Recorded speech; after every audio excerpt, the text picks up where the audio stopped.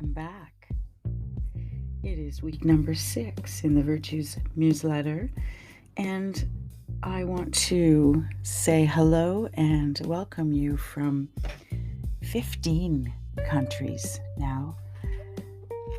I'm going to name them, and if I've missed your country, send me a message and let me know. US, Canada, Germany, UK, Portugal, South Africa, India, Mexico, Guatemala, Spain, Singapore, New Zealand, Ireland, Australia, and Sweden. And we are broadcasting on 10 platforms: Apple Podcasts, Google Podcasts, Overcast, Amazon Music, iHeartRadio, Castbox, Pocket Casts, Radio Public, Stitcher, and Substack. And just a shout out to our Substack subscribers. I want to thank you for being here. We have 18 subscribers, and I'm thrilled. I can't say how thrilled I am. It means a lot to know that you're here and you're supporting me.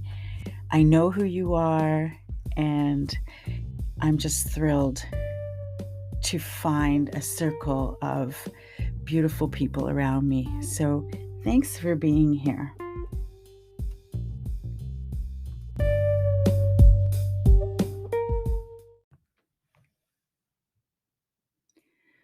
All week, I have been focused on the virtue of joyfulness, and it has been absolutely wonderful.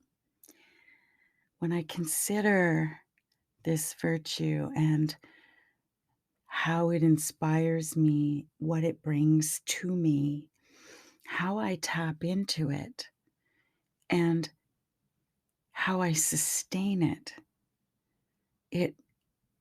it reminds me, it brings it right up to the surface that it's a responsibility.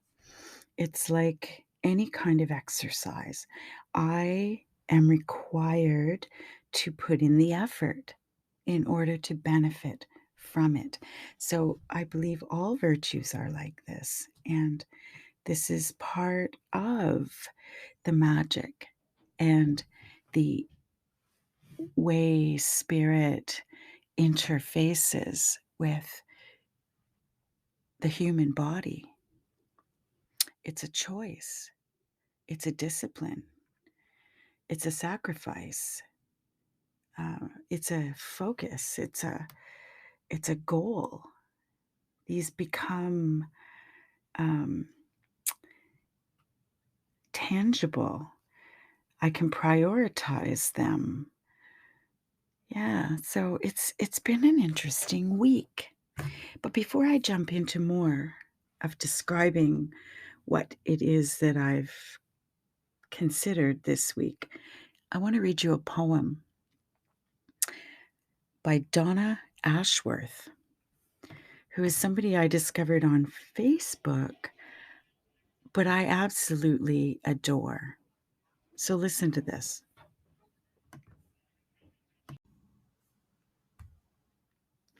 Joy chose you. Joy does not arrive with a fanfare on a red carpet strewn with the flowers of a perfect life. Joy sneaks in as you pour a cup of coffee, watching the sun hit your favorite tree just right. And you usher joy away because you're not ready for it. Your house is not as it must be for such a distinguished guest. But joy cares nothing for your messy home or your bank balance or your waistline, you see. Joy is supposed to slither through the cracks of your imperfect life. That's how joy works. You cannot invite her, but can only be ready when she appears. And hug her with meaning, because in this very moment, Joy chose you.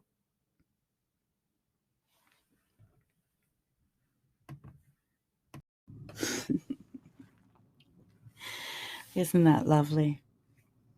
Joy sneaks in through the cracks of our life.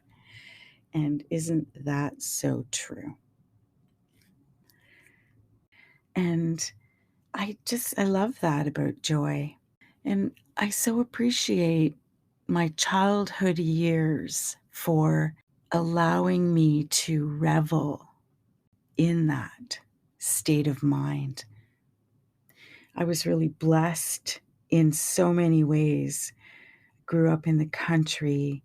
I had a freedom that I would never allow my children, that gifted me the freedom of owning my spirit and just being present and alive in the world. There was no worry. I grew up in a small town, so I used to walk my siblings to school and then wander until I got hungry. And it didn't occur to me until I had my own children that the whole town must have been looking out for me. Like, I cannot imagine that no one was looking out for me. Like, nobody came looking for me unless I was late for lunch. Think about that. I would never let my children have that kind of freedom at a preschool age. But there I was. And I remember wandering and visiting the animals. I knew them, they were my friends, and I would go and say hello to them on my way home and just make my way home. And I knew not to cross the street. I knew I couldn't go to certain places. Part of me wonders whether that trust helped me to build my own strength and confidence and independence. But at the same time, I had my joy stolen in so many ways. As a young child, I was sexually traumatized, and this podcast is not about going into that, but it's about connection with my spirit. The purpose of focus this year on Virtue's Museletter is to look at the bridge and to help strengthen and build the bridge between body and soul so that I can integrate all these pieces of myself. And when I say integrate, what I mean is just become stronger in them so that I don't have to go looking. I can just call them. You know, they become us if we have exercised them and built a relationship with them, I believe. But if I don't know joy, if I don't understand how to call joy in, if I don't understand what steals my joy, then I think put that relationship at risk. And so, yeah, this has been an interesting week. And again, I have not been painting. I've been thinking about, how would I approach a watercolor, but I just haven't taken the time to sit down and do it. And that's okay. That's okay. So I invite you to let me know, say hello, ask questions, give stories, offer insight, um, to be able to identify with the virtue of everyday living, all of these intricate ways that we and our character live in the spirit of who we are. And the more I can purposefully align with those virtues and call them into practice and action in my life, I believe uh, the stronger my soul relationship is, and the closer I get to my purpose in life, which is to help bridge the gap between body, mind, and spirit. I am shuffling my deck of Virtues Reflections cards from the Virtues Project, and you can get your deck at virtuesshop.com or download the app from virtuesmatter.com. Ooh, Forbearance. Forbearance is patience, fortitude, and acceptance under trying circumstances. We tolerate hardship with good grace. We quietly call on our self-restraint. We are long-suffering in situations that we cannot control. We do not allow the trials of life to steal our joy. We extend forgiveness and understanding to others, knowing that we all have flaws and frailties. We are forbearing with ourselves, humbly mindful of the times we fall short, ready to move forward to try again. Forbearance is the mortar that keeps our relationships resilient and strong. And on the back of the card, there's a quote from a 21st century guru, Karunamai. It says, "Forbearance is the greatest virtue. Cover the blemishes, faults, and weaknesses of others. Excuse their feelings. Bury their weakness in silence and forgive." The practice of forbearance. I am accepting in times of trouble. I tolerate what I cannot control. I use self-restraint to calm my emotions. I am patient and forgiving with others. I humbly learn from my mistakes. I am committed for the long run. I am thankful for the gift of forbearance. It gives me a resilient spirit.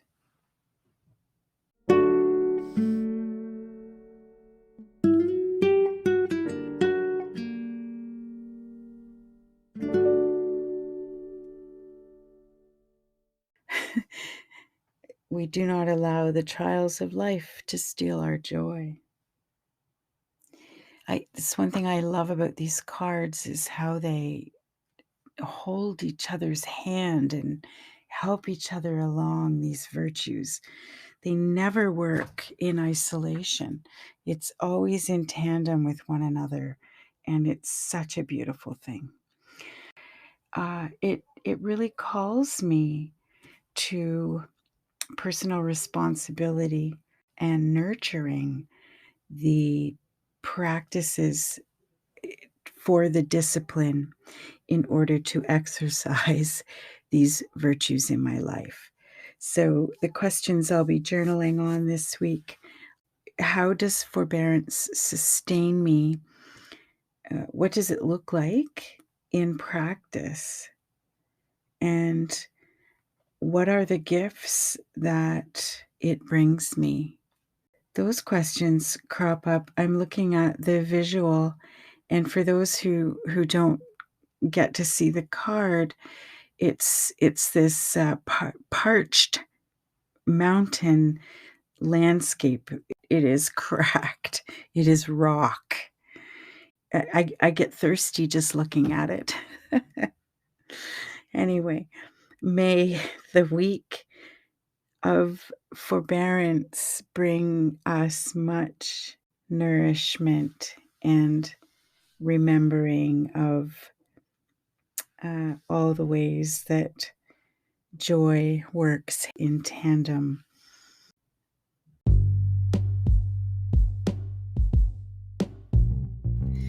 I want to thank you once again for being here.